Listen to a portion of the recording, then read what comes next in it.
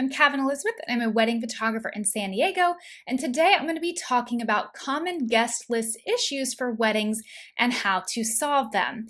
So to jump right in, the number one issue that I see all the time is, oh my gosh, so-and-so that was not invited to the wedding just invited themselves or indicated that they are coming to the wedding. Now this really freaks out and makes anxious a lot of brides and grooms, because how do you deal with an uninvited guest basically just saying they're coming to your wedding, but they did not get an invitation, you did not tell them they would be coming, all those sorts of things. So what I say is that honesty is truly one of the best things you can do. Now that is honesty with kindness and tactness. So typically I find that it is a little bit easier to tell people no or turn people down over email. So if you have an email with this person and they have reached you that way, then I would recommend just sending an email and saying, hey, I'm so thrilled that you're excited about our wedding. Unfortunately, because our guest list is full at the moment, we won't be able to invite you to the wedding. We are keeping it close. Whatever you want to say, it is not rude to tell somebody that they are uninvited. It was kind of rude of them to invite themselves in the first place. So don't be afraid of that. I know in our society, we kind of grow up thinking all these different things like standing up for yourself or telling people no can be rude, but it's really not rude. It's kind of rude of the people to make assumptions in the first place when they were not given any indication that they would be invited. So I will say that that is something that you should be open to. It might be hard. It might not be easy for you. That was not easy for me when I first started to learn how to tell people no gracefully, but over time it got a little bit easier and has actually made my life so much better because now I can handle those situations as they come up. I used to be afraid of them and I used to let people walk all over me, but now I stand up for myself and I know that there are certain things I need, don't want that need to be addressed. So I would say if you can email them, that can make it a lot easier. Now, if they catch you off guard face to face, which is not an uncommon thing, some people are really bold like that, that is a tricky situation. So what you need to do is make sure that you don't instantly blurt something out and say, okay, yeah, you can come. And then later on, you're like, why did I say that? I just screwed myself over. Now we have to pay this much more money, or I really didn't want them there, whatever it may be, whatever the case is for why they're not invited, you might be upset with yourself later for having invited them. So I would say if somebody approaches you in person, says something about it, then you need to just think quickly on your feet. You can tell them, let me get back to you on this if you have nothing else to say, and that can buy you some more time. Or if you feel like they will handle it later, if you can just kind of nod and say, yeah, it's going to be a great day, then maybe text them, call them, email them later if that is going to work better for you and you can't immediately tell them face to face, which can be really tough, that, oh, I'm so sorry. Unfortunately, for whatever reason, we are having to keep our guest list at this number, or we've already set everything, or we are tight as it is on our budget. Whatever you want to tell them, whether it's a little white lie or it's the truth, whatever is most comfortable for you, then just tell them then and there very kindly, and hopefully they will take it well.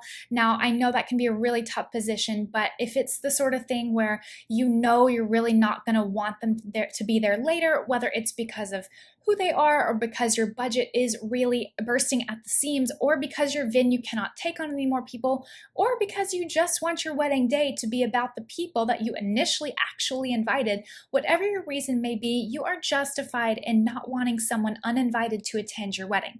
Now, on the flip side, if somebody invites themselves to your wedding and you really don't want to have to tell them no, and you can spare some more room in your capacity or your budget, or you just don't mind having them there, then if it is just easier for you to let them be invited, then by all means just let them stay on the invite list. But if you really don't want them there for whatever reason, then you definitely need to find the courage within yourself to politely tell them, I'm so sorry, you are not invited. Whatever you want to say, you can write out some templates, you can have it checked by your significant other.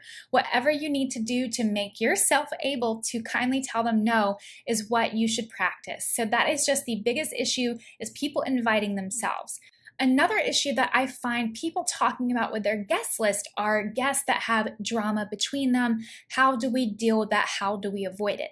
So if you have two people or a number of people that you want both at your wedding, but they typically do not get along and sometimes it can turn ugly or just uncomfortable, then what you need to do is make an effort to ensure that they are not going to cross paths. So if these people might be in your family photos, you do not want to have them in the same photo.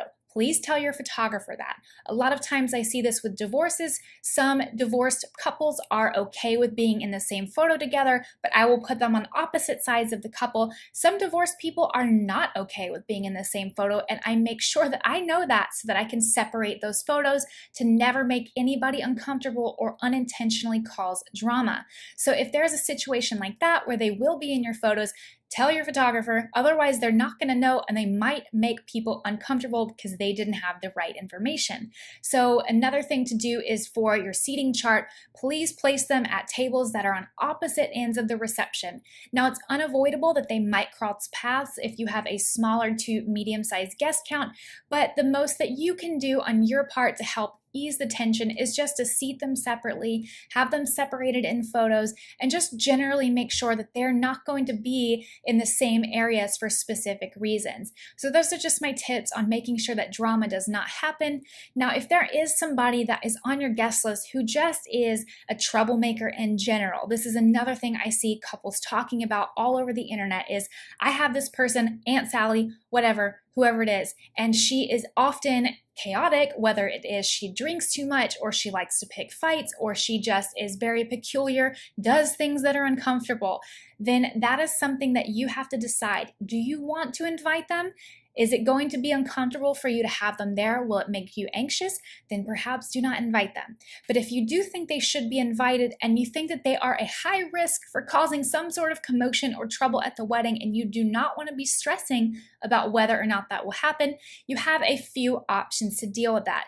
Your first option, which I feel is kind of the least confrontational, sometimes the easiest, is to assign someone either in your bridal party or in your family to watch out for this troublemaker guest to ensure that they're not going to do anything crazy. So if your maid of honor is great at handling difficult situations, then ask her if she would be comfortable keeping an eye out on crazy Aunt Sally who might get into some trouble. And if she sees that happening, she can go over and she can stop it if possible. So that's a really great option because maybe Aunt Sally isn't going to do anything, but you're a little bit worried, so you can have your maid of honor watch out. So that's one way to deal with this issue.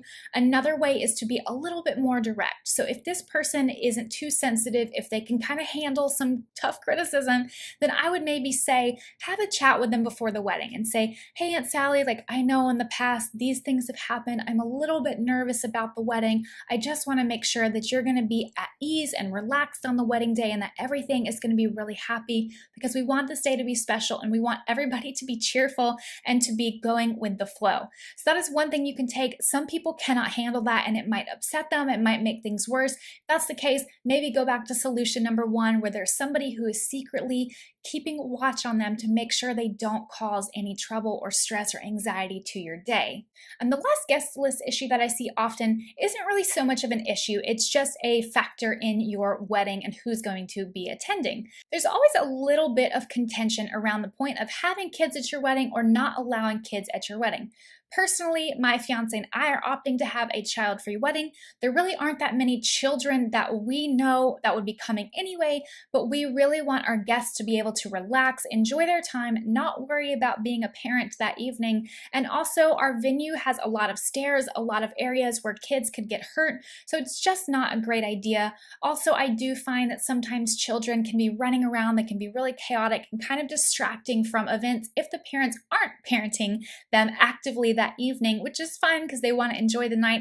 But I have seen children run around, make stuff fall down, break people's equipment, get into trouble, do things that they're not supposed to be doing. So if you do not want children at your wedding, that is perfectly acceptable.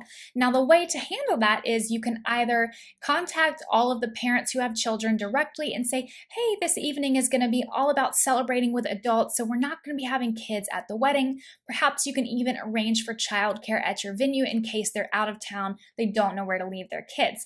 So that's one thing you can do. Another thing you can do is have an insert card in your wedding invitation suite that explains that while you love everybody's kids, they're not going to be attending that night.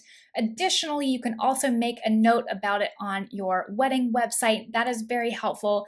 And then the most formal way that is typically done is to address the invitation, not to the Sanders family, but to Melissa and Tom Sanders. And do not say and children and family, whatever else. So if you just leave it at that, they should hopefully get the hint. But if not, you can have another reinforcement of having it written on an insert card on your wedding website, or calling them personally or emailing them to let them know.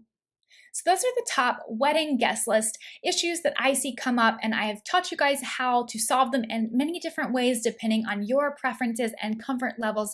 I hope that was helpful. If there is another guest list issue that you are experiencing, definitely let me know down below and I will do my best to help you through it. I know I'm a photographer, but I really love helping couples through the planning process on things that I see come up all the time with my own couples asking me for advice, or seeing things on the internet forums where couples don't have answers to these questions a lot of times because people aren't putting the content out there for them, or they don't like the answers they've seen. So I hope you guys have been finding all of these different videos helpful, and I will see you guys next time. Bye!